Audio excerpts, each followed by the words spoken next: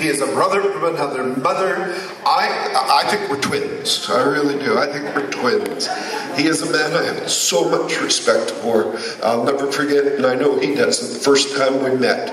And I just knew it was a meeting that would lead to more and greater and bigger things, and so it has. He is a man with so much vision, but he is even bigger, his internal persona of who he is. I want you to put your hands together and rise to your feet and welcome Popoleboy, Diamond Executive, onto Raw, Ontario. Woo!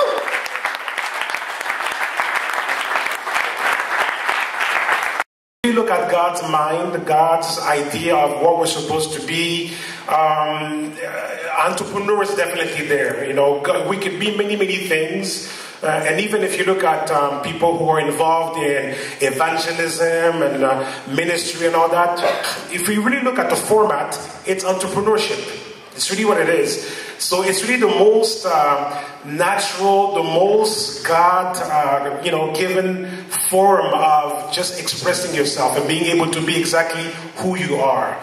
But to be successful as an entrepreneur, there are basics of belief and confidence. Because without that, there's absolutely nothing that we can do. Because in a job, you're not using your gifts. You're just pretty much in a robotic mode. You're just repeating things over and over and over. You don't really need to think when you are where you are in the job format. But an entrepreneur, you really have to go deep into who you are, what you are, and there are basics that we need. What you're going to see there, it's a different type of training. I've started a few months ago a new form of training in network marketing, in leadership, and that's another episode of my life that I won't have the time to talk about tonight. But I had a life-changing experience a year ago where I went from being a successful entrepreneur and just thinking, that I would just go out there and conquer the world. I still have that goal of expansion, but I had a life-changing experience in the sense that everything I thought I knew, I had to relearn. And that's when I actually met God. I never really believed there was a God in life. I believed in media and TV and everything that you see around. I just believed in what society had to offer. And I had a life-changing experience, and today I'm speaking before you, and I'll be saying things that I could have never said a year ago. This training is really just inspired by all these new elements, these new things that I've been learning in the last year or so. And it's really changed also my entrepreneurship life. It's changed my network marketing life. It's changed really everything in the way I do my business. It just made me, it's making me a better leader, better person. So it's a different form of training. I never really come across something similar. So you are God's idea. And those who want the reference, you can find that reference in Psalm 139:16. And what does it mean that we are God's idea? The notion behind it is that the reason for a product to be created must be found before you actually do the product.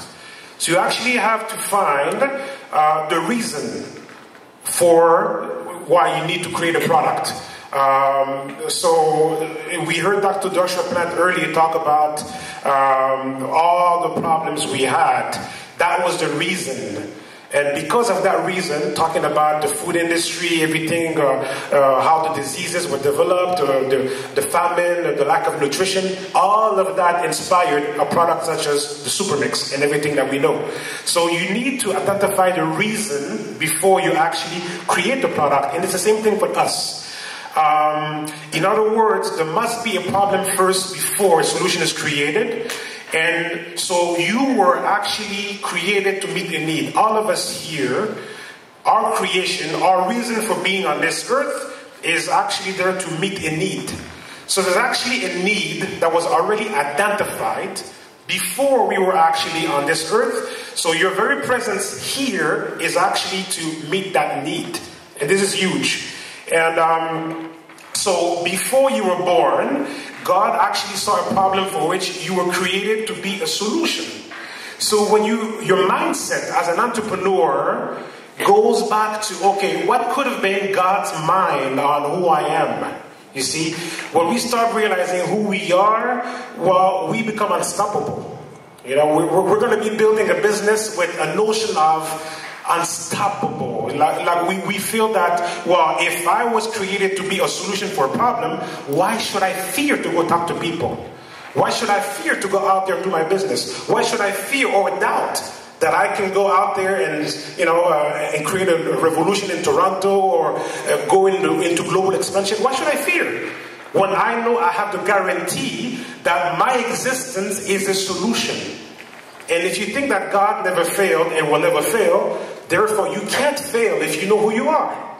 So this, as an entrepreneur, is really important in terms of fundamentals, understanding the purpose of who we are, of what we are. So your purpose for life is greater than your thoughts, because society today will always remind you of your thoughts, what you've done wrong. In school, you know, we get punished because you didn't do this right, or you made mistakes in your calculations and all that. It's all, society always reminds us about our thoughts. But in reality, thoughts don't really matter. It's all about the purpose. The purpose is greater than the thoughts that we have. Everybody is unique.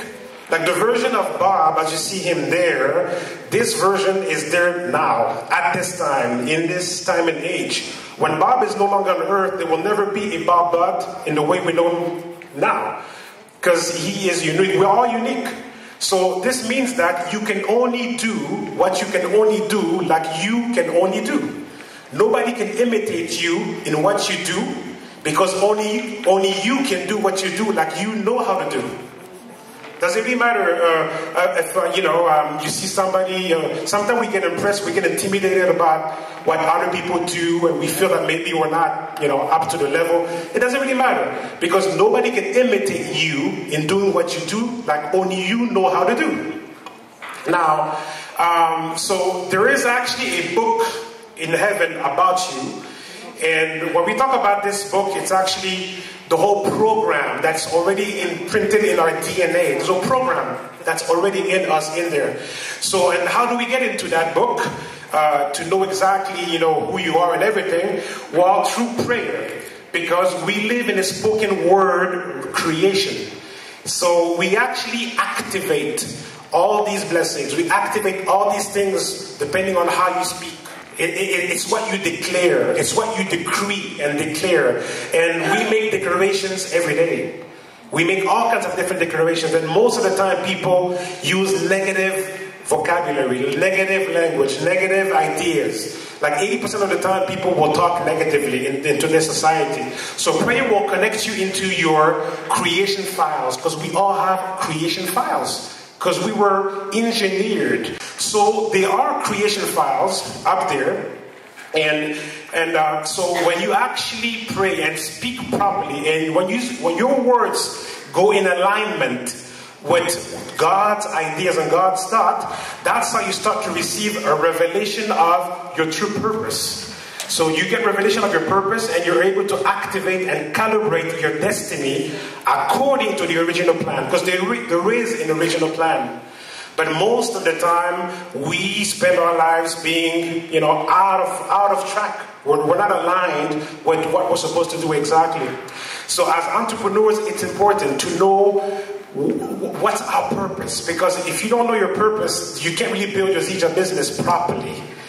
You won't be there for the right reasons. And that's key. That's so key. If you don't know your purpose, you cannot last. The reason why Bob is a black diamond is because he knows what his purpose. That's why he's a black diamond. And that's why he's going to become a double and triple and diamond elite and above, and all the way to triple crown diamond elite. It happens, but you need to know your purpose. You need to know who you are. These things need to be taken care of before you can move forward. So 80% of entrepreneurs' success is spiritual. 80%.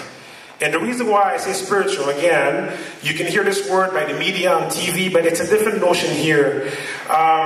So just to explain what it means. 80% is spiritual. 20% comes from the mind, the soul, the intellect, and the rest. But really, 80% is spiritual. Because it all starts there. Why? Because God is spirit.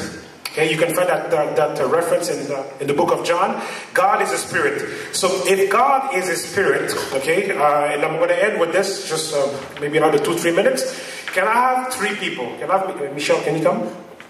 Michelle and your friend, and another person. I need a 3rd person. Can you come? Okay. So let's just say that. Okay, this is Michelle. Okay, this is her soul, and this is her spirit. Okay, so what we see is Michelle. Okay, but does everybody understand the notion of mind, soul, body, or body, soul, and spirit? Does everybody? Do we all agree on that at least? Yes. Okay, very good. So, do we see the soul? Okay, do we see the spirit? All we see is what? All we see is the body. But we know that there is a soul and a spirit as well. Okay? So society today formatted us to see only this. Okay? And we don't really, well, that's not what I meant. Okay, to see only this part, we don't really see, the other parts of who we are. But it's actually part of our being. Now, if God is telling us, if we're being told that God is a spirit, what does it mean? It means that for God to connect to us and to talk to us, He can only talk to the part of us that is the same as Him. Okay? Because He can't come to your body or to your soul. God is spirit. That means God is 100% spirit. But if God is 100% spirit, then everything needs to start where God is the creator, which is at the spirit. But we haven't learned in our society today to muscle our spiritual life. We've learned how to muscle the body and to muscle the soul, the intellect. And you want to have an example of why everything is relying on the intellect and the soul is, for example, when you're going to ask somebody, what are you? I'm a lawyer, I'm a doctor, I'm this, I'm that. It's all about what the intellect is managing. But the intellect is only managing things just like a computer would do. And in all of that, we kind of ignore this part right here. So as entrepreneurs in network marketing, building Zija, to get to that next level, we need to understand, okay, that it starts here. Because today we describe our experiences from what happens at the physical level. So we're going to talk about, oh, my day was this and this happened to me today. And, we use our mouth to describe everything at the physical level. So we go from here to here, and then it affects. So we're actually doing things in reverse. When in reality, it should start there. So we should use our mouths to declare things into the spiritual realm, okay? So that's kind of the next step. So we speak the word to call things that are not as though they are. But we speak these things into the spirit. So it actually starts there. So when you actually create your reality, your Diamond Elite plan, you're becoming gold, you're getting the Mercedes-Benz, you're qualifying for the PPP. All of these things can already be spoken into the spiritual realm, and actually you do things now in the proper order. So it's going to go from spirit, soul, and then you see the manifestation in the physical. So it was just a way to show the importance of when the statement says that 80% of our success actually starts here, and then that's how you see it in the physical as well. So ladies, thank you. So pretty much what it means is that your spirit will send a memo to your soul, and your soul is only comprised of your mind, emotions, and intellect. And then, of course, your soul will send a memo to your body. So that's the proper order. So spirit, soul, and then the body will follow. Okay, so the currency we use in the spiritual realm is words. Simple words. That's our currency. Okay, you need $20 and, whatever. That's our currency. So use words to actually carve the exact reality you want, just the words. And in conclusion, so there will be tough times, And tough times are preparation for prosperity. Trouble is not always a sign of failure. It's not because there are trouble that, it's not because you haven't reached certain goals in your business that you have failed. Remember this, that diamonds are made under pressure.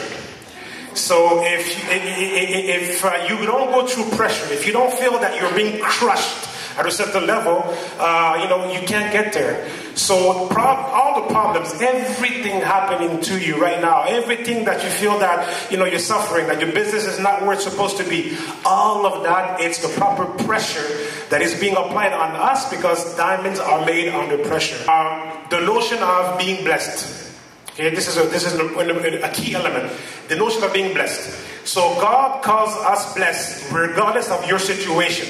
You can find it in the book of Genesis. So just like a $20 bill. It doesn't matter if the $20 bill is dirty or clean, it's still a $20 bill. So it doesn't really matter what's going on in your life. If the Creator says you're blessed, that means you're blessed. And as entrepreneurs, it's so key to always remind yourself of these things, of what we are. Because we're going to be dealing with these problems, adversities in our business in a better way. Let's live by faith and not by sight. It's not about what you see. It's about what you're supposed to see. And if you want to see what you're supposed to see, use your mouth to get yourself there. Your mouth is your vehicle. Your mouth is your currency. And that's how you're going to get there. So thank you.